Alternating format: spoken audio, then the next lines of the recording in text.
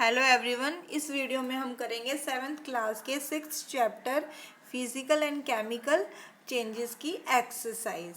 ठीक है, तो सबसे पहले हम थोड़ा सा फिजिकल चेंज क्या होता है और केमिकल चेंज क्या होता है उसके बारे में देख लेते हैं।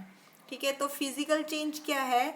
अगर किसी की शेप में, ठीक है, अगर उसका स्ट्रक्चर मतलब शेप मतलब स्ट्रक्चर मतलब फिजिकल, ठीक है, बाहरी जो होता है आवरण, जो फिजिकल अपीयरेंस में अगर चेंजेस आता है तो हम उसे फिजिकल बोलेंगे। इसके अंदर कुछ न्यू नहीं बनता है, ठीक है, न्यू नहीं बनेगा और ये रिवर्सिबल होते हैं।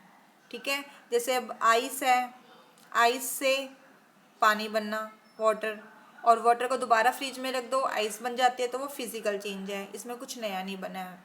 ठीक है, और केमिकल चेंज में कुछ न्यू बनेगा। जैसे अगर हम किसी चीज़ को जलाते हैं तो उसमें से धुआं निकलता है। अब धुआं क्या है? उसके अंदर कार्बन डाइऑक्साइड, मोनोऑक्साइड गैसेस होती है, तो इसका मतलब कुछ न्यू प्रोडक्शन हो रहा है, तो वो क्या है? केमिकल चेंज है। ठीक है, अब हम इनके एग्जाम्पल करते हैं। तो देखो, फर्स्ट एग्जाम्पल है फोटोसिंथेसिस। फोटोसिंथेसिस में क्या होता है? प्लांट जो है वो फूड बनाते हैं। ठीक है, प्लांट क्या बना रहा है? फूड फॉर्म कर रहा है, तो कुछ नया बना, तो वो क्या है? फोटोसिंथेसिस क्या हो जाएगा हमारा? Chemical change. ठीक है, तो फिर है dissolving of sugar in water, पानी में चीनी को घोलना। तो पानी, चीनी की जो मतलब जो क्वालिटी होती है वो क्या होती है? मिठास। ठीक है, तो वो मीठापन देती है। जब हम पानी में चीनी को घोल देते हैं तो पानी मीठा होता है। अगर तुम उसी पानी को गर्म करोगे, ठीक है, तो बहुत थोड़ा कंडेंस करोगे, ज़्यादा गर्म करोगे, तो हमें वाइट वाइट कुछ दिखने लग जाता है। तो उस वाइट को, जब वो वाइट है क्या? वो शुगर है। ठीक है, मतलब हमने चीनी को पानी में घोला तो हमें दोबारा से शुगर मिल रही है। कोई भी चीज़ दोबारा से मिल जाए मतलब प्रोसेस क्या हो रही है? रिवर्स हो रही है। तो जब रिवर्स प्रोसेस हो रही है तो ये डिसॉल्विंग ऑफ शुगर जो है वो कैसा चेंज हो जाएगा? Physical change. ठीक है, कैसा चेंज है ये? फिजिकल। फोटोसिंथेसिस कैसा है? केमिकल। अब है बर्निंग ऑफ कोल। अब जैसे ही कोल को जलाओगे तो क्या होगा? हमें धुआं मिलेगा, हमें कुछ न्यू प्रोडक्शन मिल रहा है, तो ये क्या है? ये केमिकल चेंज है। मेल्टिंग ऑफ वैक्स, जैसे ही वैक्स को तुम मेल्ट करते हो, उसको पिघलाते हो, तो हमें क्या मिलती है? हमें वैक्स से हमें वैक्स ही मिल रही है। तो वैक्स से वैक्स मिल रही है, तो ये कौन सा चेंज हो गया? Physical change. नेक्स्ट है बीटिंग एल्यूमिनियम। एल्यूमिनियम को पीट कर हम एल्यूमिनियम की फॉयल चादर बना रहे हैं। ठीक है, जो जिसमें अब हम एल्युमिनियम फॉयल, जिसमें रोटी भी लपेटते हैं हम, खाना वगैरह जो होता है, तो वो क्या? Aluminium foil. तो एल्युमिनियम से ही एल्युमिनियम बना रहे हैं हम। ठीक है, जब एल्युमिनियम से एल्युमिनियम बन रहा है तो क्या हो गया? वही का वही चीज़। तो ये क्या है? Physical change. ठीक है, डाइजेशन ऑफ फूड। इस डाइजेशन ऑफ फूड में क्या होता है? जो हमने खाना खाया है, ठीक है, उसका क्या होता है? ब्रेक डाउन होगा। फूड का ब्रेक डाउन होने के बाद सिंपल, मतलब जो हम खाना खाते हैं वो है कॉम्प्लेक्स। ठीक है, कॉम्प्लेक्स से वो सिंपल में कन्वर्ट हो रहा है। जब वो सिंपल में कन्वर्ट हो रहा है तो इसका मतलब कुछ न्यू बन रहा है। तो जब कुछ न्यू बनेगा तो कौन सा चेंज है? Chemical change. ठीक है, आई होप आप केमिकल चेंज और फिजिकल चेंज के बारे में अच्छी तरह से समझ गए होंगे। ठीक है, ये यहाँ पे जो भी आपको पता है वही आंसर लिखा हुआ है। अब देखो आगे क्या है। सेकंड क्वेश्चन है।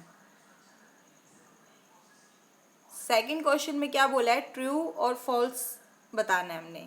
ठीक है, अगर स्टेटमेंट फॉल्स है तो हमें उसे करेक्ट भी करना है। ठीक है, तो क्वेश्चन क्या है? Cutting A log of would. Would को कट कर रहे हैं पीसेस में। ठीक है, जब आप वुड को कट करोगे तो हमें क्या मिलेगा? वुड को कट करने पे हमें वुड ही मिलता है, वुड के पीस मिलेंगे। तब जो वुड से वुड ही मिल रहा है तो ये कौन सा चेंज हुआ? Physical change. बट यहाँ पे क्या लिखा हुआ है? केमिकल। तो इसका मतलब ये लाइन क्या होगी? फॉल्स। तो ये क्या है? फॉल्स है।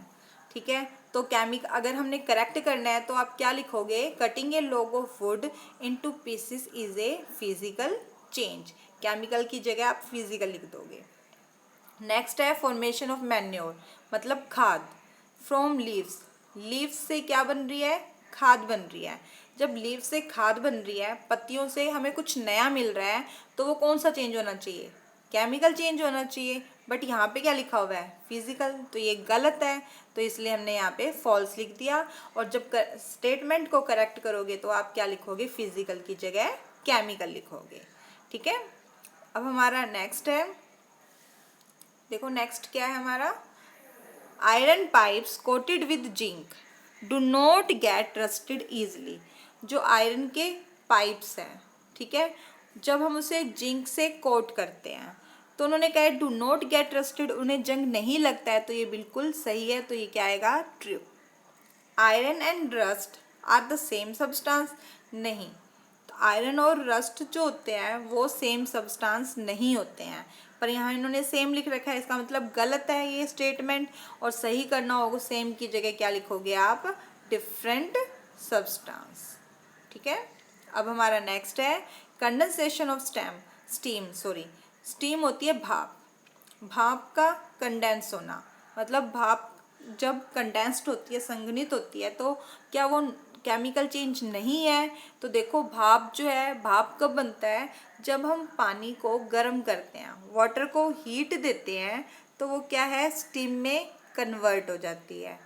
ठीक है, और जब स्टीम को हम कूल करें, ठीक है, जब हम उसको कूल करते हैं तो वो किस में कन्वर्ट हो जाती है, वाटर में।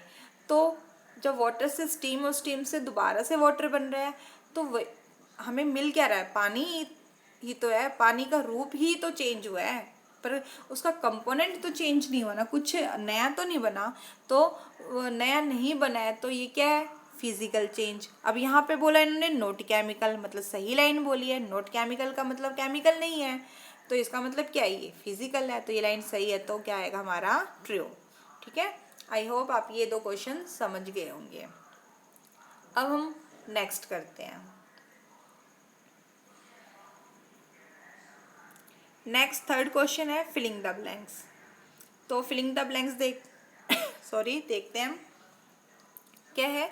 When carbon dioxide is pass through lime water, जब कार्बन डाइऑक्साइड को चूने के पानी से पास करते हो, मतलब उसको गुजारते हो उसमें से, तो इट टर्न्स मिल्की, तो उसका रंग दूधिया हो जाता है। ठीक है, क्यों होता है, कैल्शियम कार्बोनेट बनने की वजह से, CaCO3।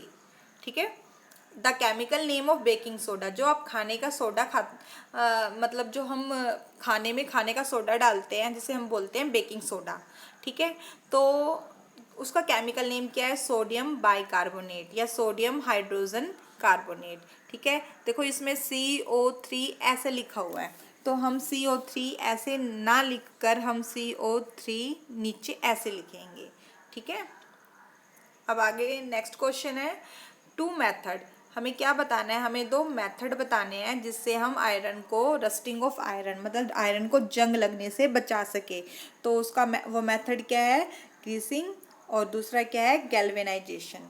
तो यहाँ पे आप ऑयलिंग भी लिख सकते हो। ठीक है, हम ऑयल अगर लगाते हैं उसको यूजिंग ऑयल या वैक्स जो होती है उनको यूज़ करते हैं, तो हम आयरन को बचा सकते हैं। और दूसरा आप पेंट भी लिख सकते हो, PAINT। ठीक है, पेंट करके भी हम जंग लगने से लोहे को बचा सकते हो। आप अब देखते भी हो, आप अपने जो लोहे की खिड़कियां वगैरह होती है उस पर पेंट करते हैं, दरवाजे पे हम पेंट करते हैं, क्यों करते हैं, ताकि उनको जंग ना लग सके। ठीक है, आई होप आप ये समझ गए होंगे। अब हम आगे देखते हैं, changes in which only dash property of a substance change are called physical. भाई इन्होंने कहा है कि फिजिकल चेंज कब बोलोगे, जब फिजिकल प्रॉपर्टी चेंज होगी।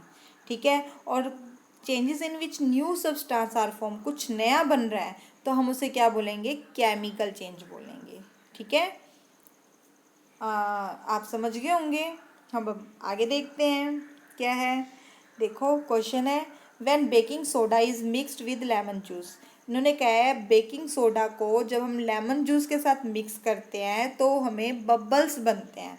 ठीक है, उसमें बुलबुले उठते हैं with the evolution of gas, और कुछ गैसेस भी निकलती हैं। चेंज बताना है। अब देखो बबल्स बन रहे हैं, गैस निकल रही है, कुछ नया बन रहा है। जब नया बन रहा है तो वो कौन सा चेंज होगा, केमिकल चेंज। कैसा चेंज होगा? केमिकल। तो आप क्या बोलोगे? This is a chemical change. क्यों? Because new product are form. New product क्या है भाई? जब मतलब ये न्यू प्रोडक्ट गैस निकलना, मतलब कार्बन डाइऑक्साइड गैस निकल रही है उसमें से, ठीक है, सॉल्ट और वाटर मिल रहा है, तो इस वजह से क्या है? केमिकल चेंज है। अब हम नेक्स्ट क्वेश्चन देखते हैं। नेक्स्ट क्वेश्चन क्या है हमारा? Fifth, when a candle Burns, जब कैंडल को जलाते हैं। देखो यहाँ पे मेल्ट नहीं बोला है इन्होंने, अभी क्या बोल रहे हैं? बर्न। ठीक है, both physical and chemical change takes place. अब इन्होंने बोला है कि कैंडल ऑफ बर्न्स जो है वो फिजिकल चेंज भी हो रहा है, केमिकल चेंज भी हो रहा है। कैसे? ठीक है, हमें उस चेंज को आइडेंटिफाई करना है। ठीक है, दोनों चेंजेस के बारे में हमें और साथ में हमें एक दूसरा एग्जाम्पल देना है, जैसे कि अभी केमिकल चेंज और फिजिकल चेंज का हमने भी दिया है। ठीक है, तो देखो, जो मेल्टिंग ऑफ वैक्स जो है वो दोनों है। कैंडल ऑफ बर्न्स जो है वो फिजिकल और केमिकल चेंज दोनों ही हैं। क्यों? क्योंकि जैसे हम इसे हीट करते हैं हमें क्या मिलता है? वैक्स मिल रहा है। जब वैक्स से हमें वैक्स मिल रहा है तो वो फिजिकल चेंज हो गया। ठीक है, जब हम उसको दोबारा से ठंडा करेंगे, कूल करेंगे, तो वो सॉलिड वैक्स में चेंज हो जाएगा। आपने देखा भी होगा, आप दिवाली में मोमबत्ती जलाते हो तो जब वो मेल्ट होती है तो मोमबत्ती नीचे हमें बहुत सारी नीचे मोम जो है जमा हुआ वहाँ पे जमा मिलती है। तो इसका मतलब क्या है? वैक्स से हमें वैक्स मिला, वो क्या है? Physical change. ठीक है, अब केमिकल चेंज कैसे है? क्योंकि उसमें से जब हम उसे बर्न करेंगे तो क्या है? New substance carbon dioxide, carbon suit और वाटर वेपर हीट और लाइट प्रोड्यूस करते हैं, मतलब न्यू सब्सटेंस बन रहा है। तो ये क्या हो गया? Chemical change. ठीक है, अब उसके अलावा दूसरा एग्जाम्पल बताना है फिजिकल और केमिकल चेंज का, तो वो कुकिंग ऑफ फूड बोला है। ठीक है, जब हम भोजन को पकाते हैं, जैसे कि अब भोजन को पकाने का मतलब क्या है? जैसे आपने फूड लिया, ठीक है, तो जब हम फूड को काटते हैं तो वो तो हो गया फिजिकल चेंज। जब वो अच्छी तरह से पक जाता है तो वो अलग से मिलता है, मतलब हम दोबारा से उस पकाने के बाद हम दोबारा से उसे नहीं कन्वर्ट कर सकते हैं। ठीक है, तो वो क्या हो जाएगा? हमारा केमिकल चेंज हो जाएगा, क्योंकि कुकिंग ऑफ फूड के बाद उसमें जो सब्सटेंस जो है वो हमें कुछ न्यू मिल रहा है साथ में। ठीक है, इस वजह से क्या है? ये फिजिकल और केमिकल चेंजेस दोनों है। इसके अलावा आप फिजिकल और केमिकल चेंजेस में आप लाइटनिंग बल्ब दे सकते हो एग्जाम्पल। ठीक है, ये भी अच्छा एग्जाम्पल है इसका, lightning of bulb. Lightning of bulb, तो लाइटनिंग ऑफ बल्ब क्या है? जैसे मान लो बल्ब जो है, ठीक है, जो टॉर्च जो होता है, जो बल्ब जो है, जैसे हम उसको ऑन करते हैं, टॉर्च हम ऑन करेंगे तो उस lightning of bulb due to cell, मतलब सेल दे सकते हो, सॉरी, इसका एग्जांपल एक तरह से। ठीक है, जब हम सेल का यूज़ करके किसी बल्ब को ऑन कर रहे हैं, ठीक, तो सेल जो है, सेल की वजह से बल्ब जो है वो ऑन हो रहा है। कब तक हो रहा है? जब तक सेल के अंदर भाई वो केमिकल्स प्रेजेंट है। ठीक है, वो जब तक वो लाइट देगा, हमें प्रकाश देगा, और अगर उन सेल के अंदर वो केमिकल्स बिल्कुल ख़त्म हो जाए तो क्या है? हमें प्रकाश नहीं मिलेगा। ठीक है, तो ये फिजिकल और केमिकल चेंजेस दोनों का ही एग्जाम्पल है। ठीक है, आई होप आप ये समझ गए होंगे अच्छी तरह से। अब हम आगे देखते हैं। How would you show that setting of curd is a chemical change? अब ये कह रहे हैं जो दूध का दही का जमना जो होता है दही, तो वो केमिकल चेंज कैसे है? देखो केमिकल चेंज कैसे है, क्योंकि एक न्यू सब्सटेंस बन रहा है। ठीक है, उसमें क्या है? दूध से दही बनने के बाद उसमें क्या प्रेजेंट है? Lactic acid. ठीक है, और जो कि वो ओरिजिनल से बिल्कुल ही अलग है, डिफर है टेस्ट में भी, इसलिए क्या है? केमिकल चेंज है। ठीक है, और ये इरिवर्सिबल नहीं है, हम दोबारा से उसे दही चेंजेस इज इरिवर्सिबल, मतलब हम उसको दही से दूध में कन्वर्ट नहीं कर सकते, can not be converted into milk. ठीक है, अब 7th क्वेश्चन देखते हैं क्या है, explain the burning of wood. अब इन्होंने कहा है, क्वेश्चन क्या है, बर्निंग ऑफ वुड और कटिंग, मतलब वुड को जलाना और वुड को काटना, ठीक है, two different type of change, explain करना है हमने, ठीक। तो बर्निंग ऑफ वुड क्या है, अब वुड जलेगा तो क्या है, न्यू सब्सटेंस बनेगा, जैसे कि ऐश, कार्बन डाइऑक्साइड, गैस, वाटर। तो ये क्या हो गया, इज ए केमिकल चेंज। तो यही बोलोगे, burning of would is a chemical change because would on burning converted to new substance like ash, carbon dioxide, water vapor, heat and light, ठीक है। This is a irreversible change. और जबकि cutting of wood in small pieces, question में से यही line, is a physical change. क्यों, because the original composition of wood does not change. जो original composition है वो चेंज नहीं हुआ है। No new substance are form, कोई नया सब्सटेंस नहीं बना है। जब नया सब्सटेंस नहीं बना है तो वो कैसा चेंज है, वो हमारा फिजिकल चेंज है, ठीक है। आई होप आप ये क्वेश्चन भी समझ गए होंगे क्या है। अब हम नेक्स्ट क्वेश्चन देखते हैं, हमारा नेक्स्ट क्वेश्चन क्या है। अब इन्होंने भाई मतलब इन्होंने एक्सपेरिमेंट करने के लिए बोला, एक तरह से पूछा है कि how copper crystal are form, ठीक है, क्रिस्टल सल्फेट। तो describe how crystal of copper sulphate are prepared, कैसे करेंगे। तो क्या बोल रही है, take a water in a beaker, हम एक बीकर लेंगे, ठीक है। बीकर में हमने क्या ले लिया, पानी ले लिया, ठीक। फिर उन्होंने क्या, add a few drop of dilute sulphuric acid. अब इसके अंदर हम कुछ बूंदे डालेंगे डाइल्यूट सल्फ्यूरिक H2SO4 की, ठीक है। डाइल्यूट सल्फ्यूरिक एसिड क्या होता है, H2SO4। इसे हम देखो ऐसे लिखेंगे, H2SO4, ठीक है। बीकर लिया, बीकर में पानी, ठीक है, वाटर है, और फिर हमने सल्फ्यूरिक एसिड डाल दिया इसमें, H2SO4 डाल दिया। अब देखो क्या बोल रहे हैं ये, हीट द वाटर।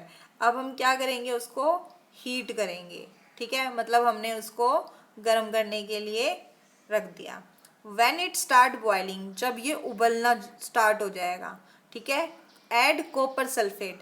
अब इसके अंदर हम क्या डाल देंगे, CuSO4, कॉपर सल्फेट डाल देंगे। याद रखना, कॉपर में Cu सल्फेट SO4, ठीक है। स्लोली विद कॉन्टिन्यूसली स्टीयरिंग, अब उसको ना धीरे धीरे धीरे धीरे धीरे धीरे डालते जाएंगे और उसको हिलाते जाएंगे किसी स्टीयर से, ठीक है। Continue adding copper sulphate powder till saturation level, जब तक डालेंगे जब तक उसके अंदर वो घुलना बंद ना हो जाए, ठीक है। फिल्टर द सॉल्यूशन, अब उसको जब वो बन जाएगा, ठीक है, उसको हम भाई कंप्लीट घुलना बंद हो गया, अब उसको फिल्टर कर देंगे और फिर क्या, उसको ठंडे होने के लिए हम उसे रख देंगे, ठीक। फिल्टर होने के बाद ठंडे होने के लिए रख दोगे तो हमें क्या मिलेगा, कॉपर सल्फेट का क्रिस्टल मिल जाएगा कुछ घंटों के बाद, ठीक है। ये हमारा एक्सपेरिमेंट हो चुका है, हमने प्रिपेयर कर लिया है, ठीक है। जब आप स्कूल में आओगे तब ये हम लैब में, केमिस्ट्री लैब में करके भी देखेंगे, क्रिस्टल बना के देखेंगे, ओके। अब हम आगे देखते हैं, नेक्स्ट क्वेश्चन है, explain how painting of an iron gate prevent. अब इन्होंने कहा है कि पेंट जो है आयरन गेट को रस्ट मतलब जंग लगने से कैसे बचाता है, प्रिवेंट होता है बचाना।